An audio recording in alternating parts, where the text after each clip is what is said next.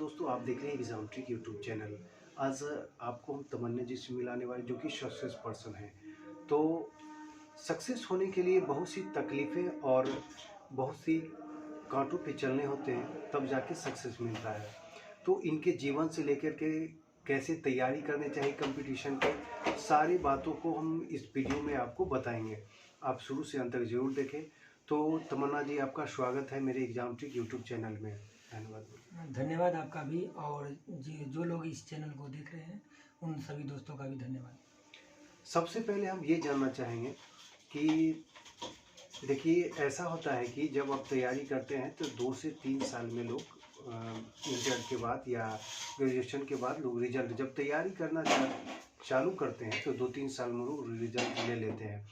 लेकिन किसी वजह से अगर रिजल्ट ना हो तो क्या होती है, ये आप भी समझ सकते हैं और यही हाल इनके साथ भी हुआ।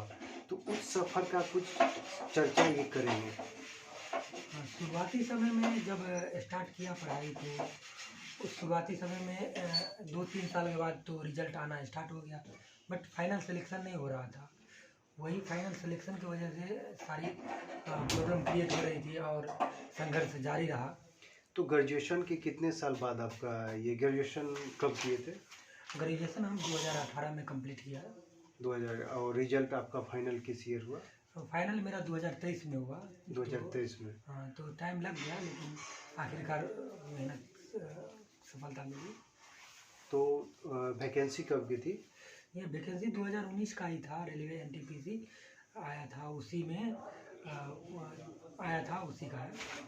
तो वैकेंसी आपका जो नोटिफिकेशन था वो 2019 का था एनटीपीसी, और रिजल्ट जो है फाइनल वो 2023 में जाके हुआ।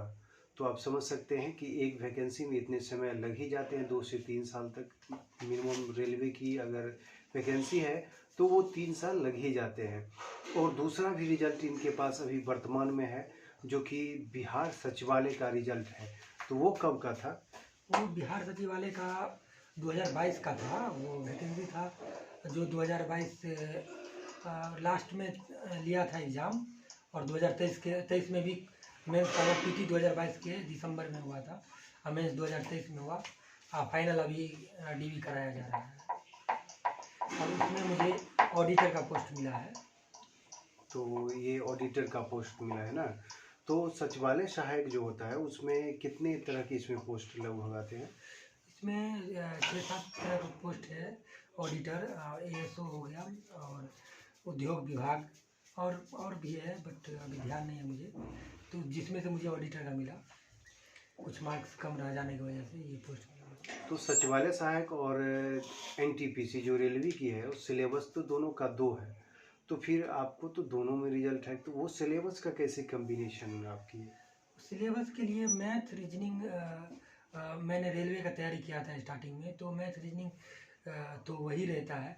और मैथ रीजनिंग अगर रेलवे का करने के बाद मुझे लगता है बिहार के मैथ रीजनिंग के एग्ज़ाम में इजी ही रहता है। तो वो मैथ रीजनिंग मुझे आ ही रहा था। 95% एक्यूरेसी के साथ मैंने बनाया।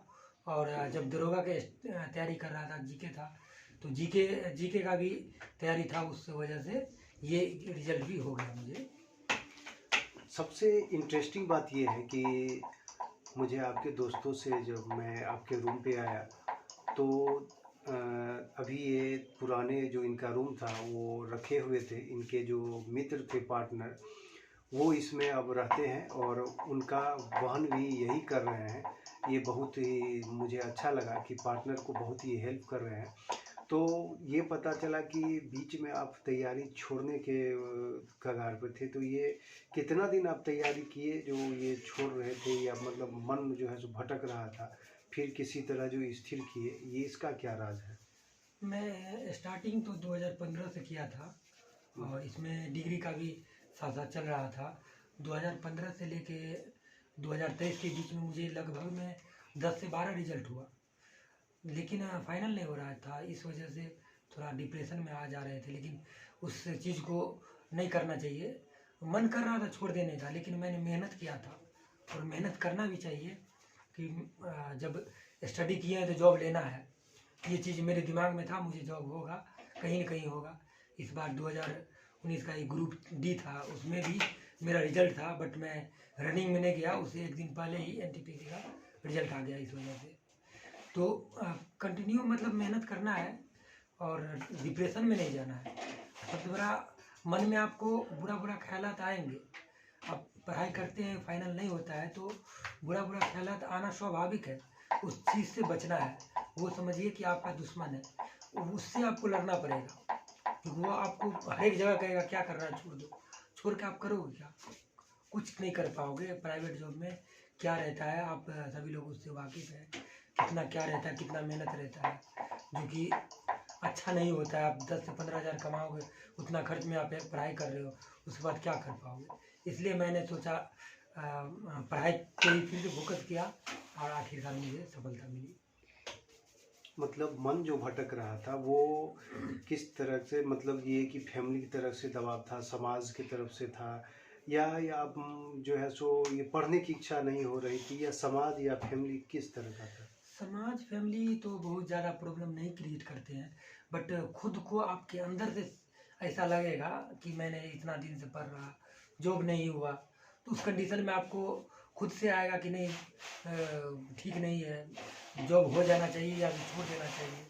लेकिन आपको छोड़ना नहीं है, यही वो समय है जो आप भटक गए तो भटक गए। इसी समय में आपको डटे रहना है, डटे रहना है और करके दिखाना है। और करके दिखाना है कि आप जो आपको कभी भला बुरा कहते हैं कि इतना दिन से पढ़ रहे हो, कोई फॉर्म नहीं भरते हो, अब वो जो कभी पढ़ा नहीं है वो लोग भी ऐसा बोलते हैं, तो उसके बातों का जवाब आपका रिजल्ट ही देगा। तो इसलिए आपको पढ़ना ही है, इसके अलावा कोई दूसरा ऑप्शन आपके दिमाग में आना ही नहीं चाहिए। अगर आ रहा है तो उसको मतलब साइड करके फिर से स्टडी करना है, जब तक तब तक करना है जब तक कि आप सफल ना हो जाए। तो आपने सुन लिया कि रिजल्ट इन्होंने बिहार पुलिस से स्टार्ट किया था, और लगभग जो है 3 साल तक, 4 साल तक इन्होंने रिजल्ट देते रहा, लेकिन फाइनल सिलेक्शन थोड़ी थोड़ी से, 1 नंबर आधा नंबर से छूट जाया करता था, जिसके कारण इनका फाइनल सिलेक्शन नहीं हो पा रहा था। कभी जो है सो ग्रुप डी का निकला तो उसमें दौड़ नहीं निकला, कभी जो है सो दरोगा का निकला तो उसमें दौड़ नहीं हो पाया। तो इस तरह से ये कभी जो है सो मेरिट में किसी का छट गए, तो इस तरह से बुरा दौर चलते हुए 2-3 साल तक जो है इनको काफ़ी परेशानी हुई। उसके बाद जाके फाइनल सिलेक्शन हुआ और अभी ये एक जॉब में है, और दूसरा का जो है वेरिफिकेशन चल रहा है जो सचिवालय का है। तो आप भी इस बात को नोट कर लें कि मेहनत अगर थोड़ी सी छूट रही है तो और थोड़ी सी मेहनत बढ़ाने की ज़रूरत होती है। और आगे भी आप इस चैनल पर नए हैं तो सब्सक्राइब कर लें और बने रहें, और इनके विभिन्न वीडियो आएंगे जो आपको मोटिवेट करेंगे कि किस तरह से तैयारी करना चाहिए। नेक्स्ट वीडियो हम बनाएंगे कि किस तरह से सिलेबस को फॉलो करना चाहिए और टारगेट कैसा होना चाहिए, पिछली कटअप क्या होगी, अगले कटअप क्या हो सकती है, इन सबों को देखते हुए तैयारी करना चाहिए।